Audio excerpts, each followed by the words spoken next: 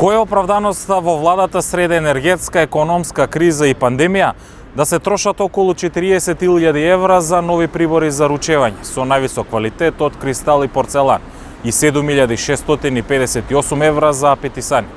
Зошто мора да се јадат лешници, фстаци во владата сега? Додека се уште во земјава владее пандемија со коронавирус и власта инвестира во мерки кои треба да ја помогнат да се крене на нозе економијата, владата без наведено образложение ќе се поднови со нов скапоцен кујнски прибор. Функционерите ќе јадат од прва класа апетисани, а во државните институции оваа година ќе се возат и нови луксузни возила.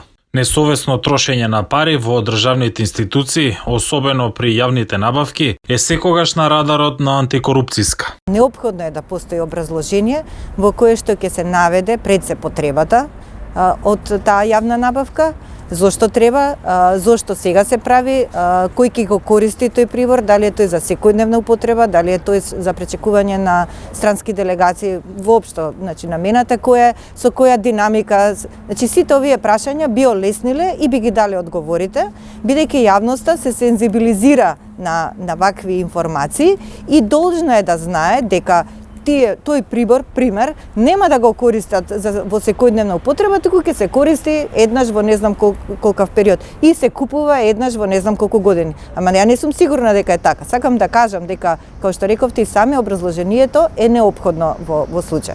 Виктор Митревски од Змај вели дека владата во услови на криза треба да се ја преиспита секоја набавка. Според него, при јавните набавки мора доследно да се спроведе од членот 77 од Законот за јавни набавки, кој наложува дека набавката треба да содржи образложение за потребата, која пак во случајот со скапоцениот прибор за ручање е изоставено. Баш направив една анализа, лешниците и апетисаните се појавуваат во плановите за јавни набавки на СОЗР, Службата за општи и заеднички работи на владата изминативе десетина години. Така што се работи за стандардна и набавка која што се јавува секоја година и оправданоста овдека, за да им биде појасно на јавноста, е Службата за општи и заеднички работи на владата е всушност сервисно тело на владата за обезбедување на одредени услуги кои институциите не можат или не им е природно да ги обезбедуваат. Меѓу другото се и овие услуги за храна. Треба да знаеме дека СОЗР во своите рамки има неколку кујни бифеа во кои се подготвува храна и се продава храна. Значи тоа се услуги за кои СОЗР наплаќа, така што лешниците и бадемите кои што се набавуваат во оваа набавка, предпоставувам дека се за редовното работење, исто како што било која друга кујна би набавувала во текот на една година намирници за да може да ги обслужи корисниците. Во однос на набавката на скап прибор за јадење и за ручање е навистина спорно во еден ваков временски период да се трошат пари на набавки кои што не се стандардни, односно не се појавуваат секоја година.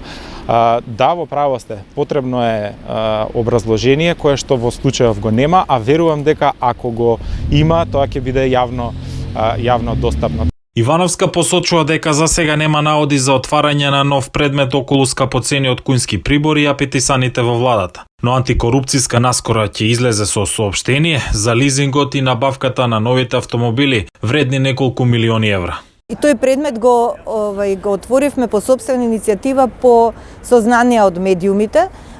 Ги собравме сите потребни информации од Службата за општи заеднички работи, извршени се и интервјуа со вработените, доставени ни се сите пресметки од нивна страна со кои што нели они си го оправдуваат тој начин на работа. Во моментов се прави анализа на целокупната прибрана документација, мислам дека во голем дел е завршено. Ако ќе биде целосно завршено, ќе биде соопштено на јавна седница. Митревски прецизно ги детектира слабостите во системот на јавните набавки и несовесното трошење на парите на граѓаните.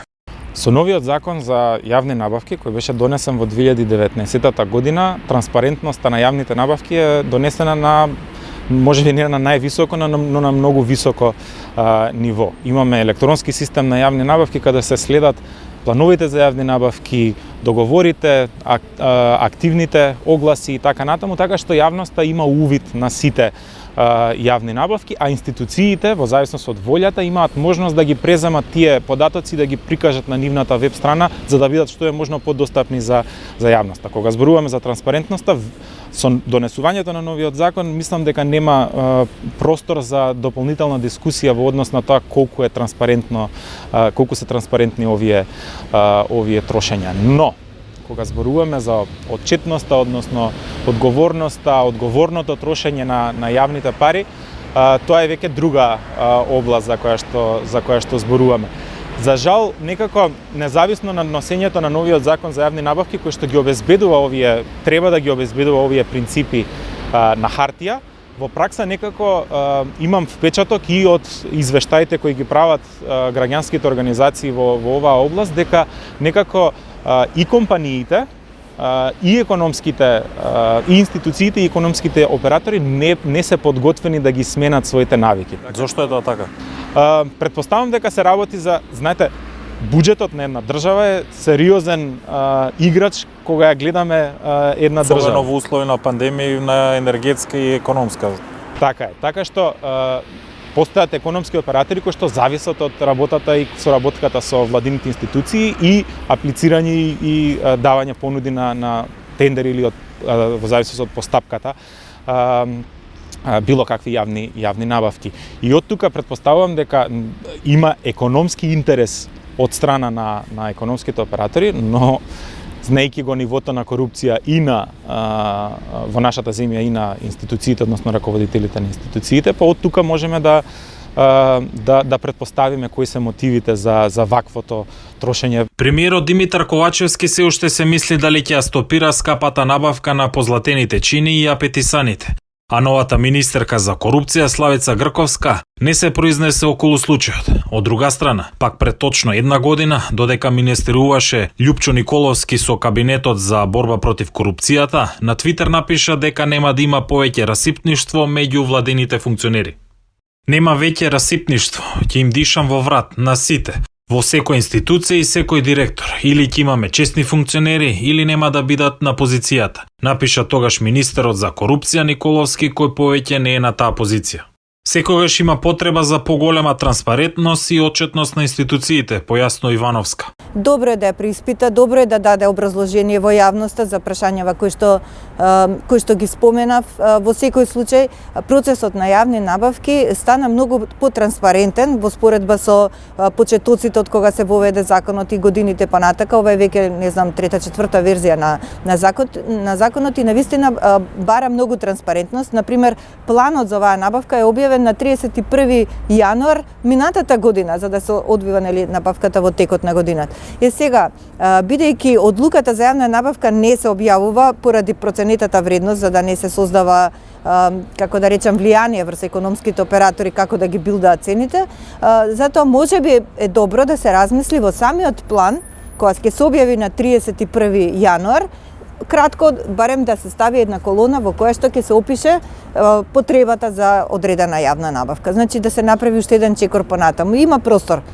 Ама и ништо да не е тоа, првиот човек кој што ја спроведува јавната набавка мора да каже, да објасни на јавноста зошто се спроведува таква набавка. Зошто во овој случај, например, не е направено тоа? Па не знам се, тоа прашањето не е до нас. Значи ние како државна комисија немаме системски пристап и надлежност да системски да ги следиме сите јавни набавки. Значи за тоа има Државен завод за ревизија, ќе отиде, ќе направи ревизија таму и ќе даде одговор на прашањата дали законски и наменски се потрошени средствата како што треба. Доброто управување, меѓу другото, подразбира и скромни вештини во трошењето на јавните пари, кои пред се треба да се водат од јавниот интерес, а не од личниот. Тоа е кога купуваш и апетисани, и автомобили и најсовремени лаптоп.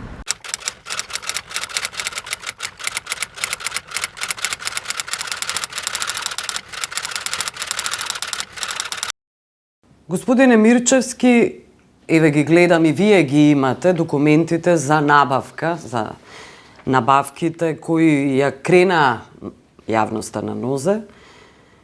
Опис на артиклот како вели, технички карактеристики, бадем прва класа, потоа имате лешник прва класа, и индиски орев прва класа, фстак, се е тоа прва класа.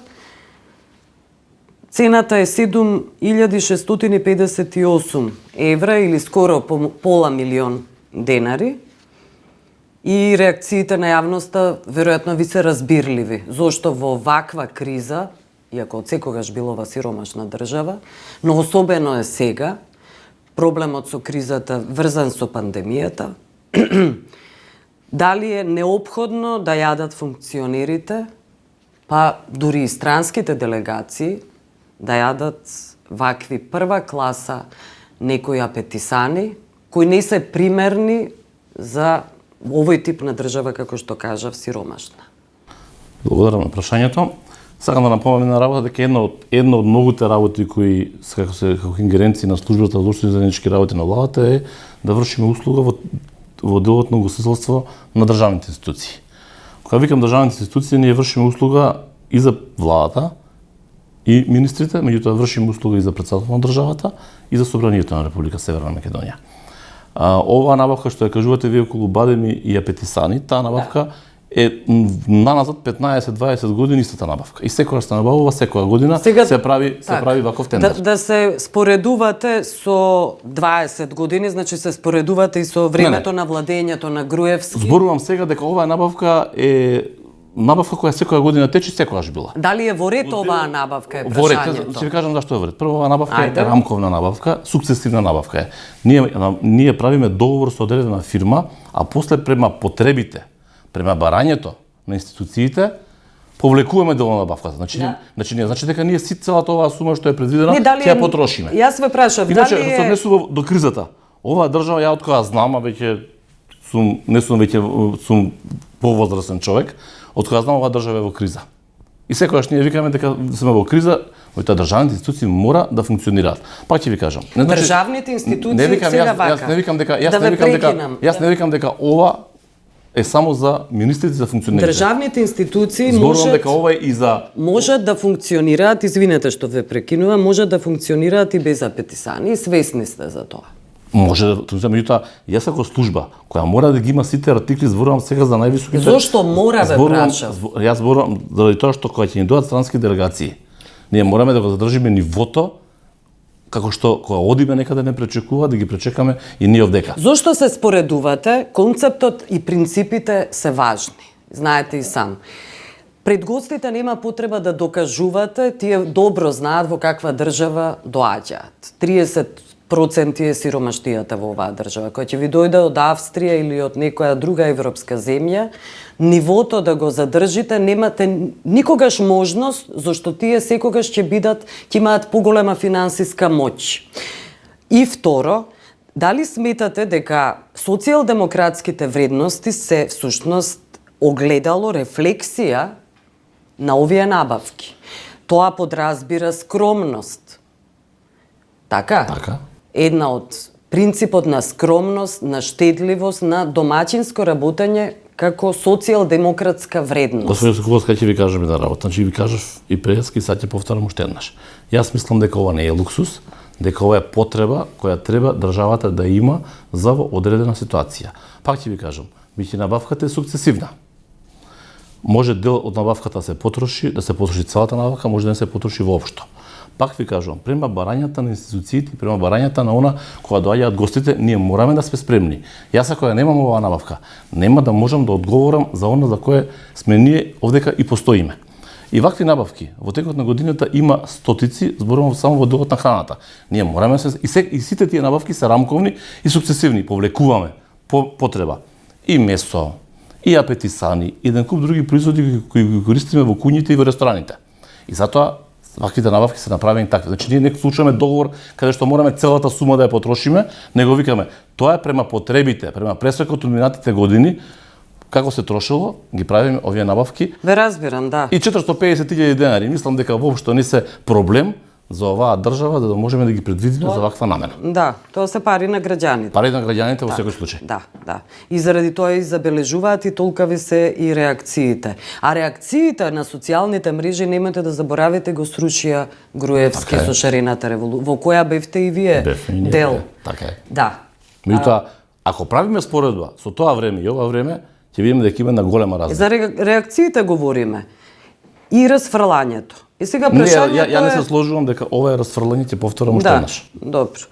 Но ако тргнете вие од себе или било кој функционер, доколку нема дома пари, знаете како, во вакви околности ни функционерските плати не се големи, секако дека нивото секој би сакал да го задржи, дури и сиромашните граѓани, па невозможно. Пак ќе повторам, господио Секуловски, уште еднаш.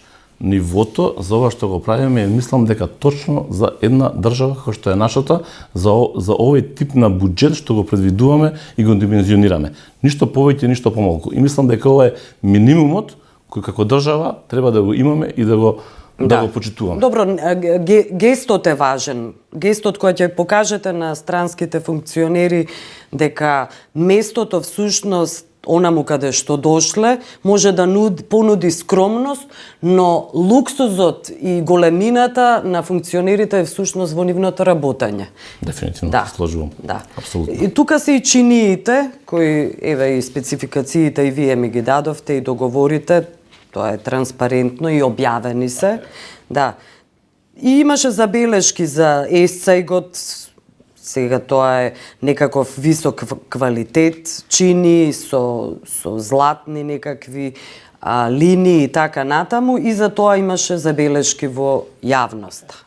И до тоа сакам да појасниме вака. Тоа е исто нивото кое вака, ќе ви кажам, значи последните вакви чини кои се набавени во оваа држава, најодговорно тврдам, се 96-та година во времето на Киро Глигоров. Од тогаш наваму ваков тип на чини не се воопшто набавени, веќе ова е сепак потрошен материјал. Знаеме што значи чинија, може да се скрши, може да се чукне, и срамота е да немаме таков тип на чини. Зборувам, овие се чини 30 комплет од 30 комплета. Ама пак велите срамота дека е. Зборувам дека ова е најпотребното кога пречекуваме странски делегации, и овие ги користиме само за странски делегации, они се користат секој ден. Да. Само кога примаме високи делегации. Затоа ви кажав, од 96-та година првпат сега се набавуваат ваков тип на чини. Сакам да напоменам уште на работа. Мислам дека исто така во претходниот период, кога позаемувавме чини од ресторани во Скопје, за да можеме да пречекаме одредени делегации, беше исто срамота. Мислам дека вакви работи треба да се набават и да останат. Овие работи остануваат во државата за да може да ги користат и понатаму и други генерации, а не само сега. Добро. Иако не мора да бидат со златни линии. Тоа се некои стандарди кои оние луѓе кои се разбираат во оваа работа, кои работат оваа работа, ги предвиделе. И стандардите се однесуваат повторно на зборувам некакви... сега за највисок тип на делегација каде што се пречекува. Зборувам за прва категорија, значи повисоко нешто не може да биде. И ако видите на интернет, ќе видите дека цената која е набавена е многу пониска од она што е на пазарот, ако сакате да купите поединечно. Добро, и тоа се забелешките дека можело поскромно се разбира. Секогаш може и поскромно, може и поскромно. Мислам дека е некоја средина и знаете како, сакам уште една работа да напоменам во делот на јавните набавки. Многу битно е во една јавна набавка колку економски оператори учествуваат, колку они меѓу себе спуштаат кога има надавање на аукција, дали се повеќе фирми, дали една фирма, ама тие работи не може никако договорни органи да ги контролираме. Една иста набавка, ако ја правите во размак од 30 дена, ќе имате сосема различни цени. И тоа е непоимливо можеби за обичните луѓе. Меѓутоа тоа е законот што ни го предвидува. Да, како договорен орган ние имаме право. Обични сме сите луѓе, тоа се согласувате.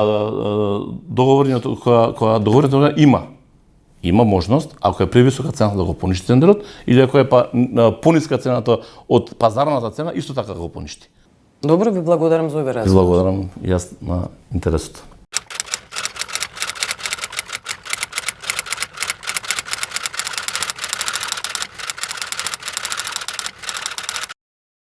Јовановиќ, голема дебата, полемика се води за набавки кои на функционерите всушност им се гледаат неважни и смешни, особено тие полемики, дека се расфрлаат со парите на даночните обврзници на граѓаните за чини со златни линии, за апетисани, кои можеби не се милионски суми, еве за апетисани е пола милион денари, но сепак тоа е некаков символ за тоа дали социјалдемократските вредности или вредности на една влада која особено работи во сиромашна земја, дали се почитуваат. Значи, тоа се принципи кои се рефлексија всушност показател на вистинските вредности.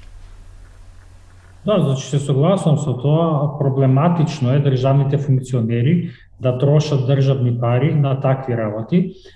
И поради тоа што нели Македонија е сиромашна држава, има 22% од населението што е сиромашно и сите тие ред други работи да не ги набројувам, но и затоа што едноставно тоа е неодговорно трошење на државните пари. Зошто? Затоа што функционерите треба да ги трошат парите за цели кои што се, да кажеме, за водење на државата, за целта за која што се поставени таму. Не разбирам која е функцијата, не знам, да давате државни пари на, сега не знам конкретно за што е актуелно денојве во Македонија, ама порано беа актуелни, не знам, купување на, не знам, ореви, лешници, морски плодови. И на тоа се однесува, да, морските плодови не се тука, но не е јасно каква е функцијата на тие производи за извршување на државните работи. Нивното образложение, се извинувам Јовановиќ, нивното образложение е дека се работи за странски делегации и нивото треба да биде испочитувано. Во ред, тоа до некаде може да стои, ама прашањето дали секојаш тоа така, или пак е тоа само изговор кој што се дава за да се прикријат некои други работи. Поентата е дека мора да покажат државните институции скромност.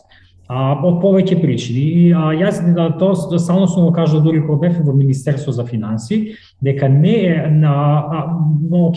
разбирам тоа вие да се покажете пред странските представници, институции и други работи, ама вие треба да ја представите вистинската слика на државата. Не треба да глумите некоја друга слика, односно да представувате некоја лажна слика на државата. Вистинската слика на државата е дека е тоа сиромашна држава.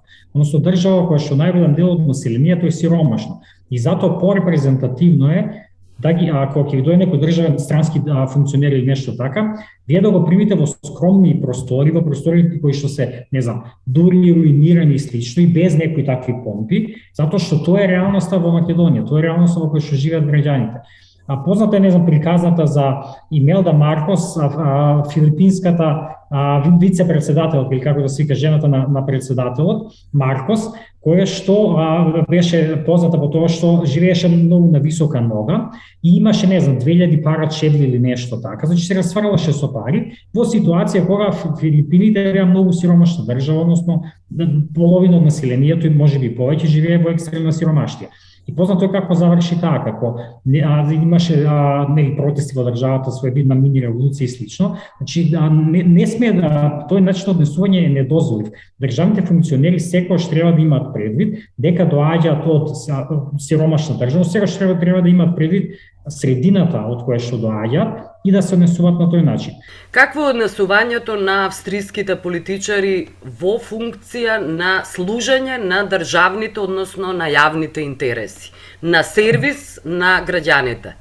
Тука важи правилото дека политичарите се скромни, тие кога гледат, не знам, министрите и другите некои такви представници искачаат на места каде што искачаат обичните луѓе без обезбедување и слично. Познато е тоа тука дека искачате на кога гледате, не знам, на вечера, ресторан, кафе што и да е, во ресторан што и да е, најнормално е да сретнете таму некој државен функционер. Таму нема обезбедување, нема затворени простори, нема автограми, сликање со функционерот. Најнормална работа е таквото однесување. Познато е, например, и во Шведска, нели, пред 10 години, веќе не знам колку, беше дека беше ли убиена една политичарка поради таквото однесување. Во Стоковна куќа, Ана Линд.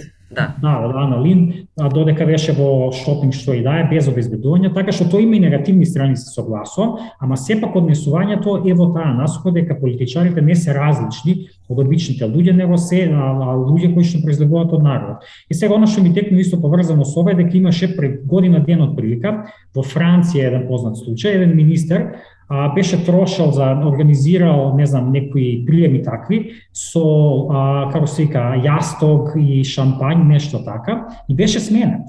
Тоа е интересно што беше сменет политичар, иако нели тој даваше исти такви аргументи, јас сум министер, мора да ја представам државата, ова на слично, ама беше сменет. Сега дали тоа поради тоа што се направи голема помпа во јавноста или поради тоа што политичарите се стварно одговорни, тоа е нели отворено прашање, ама видовме дека имаше смена.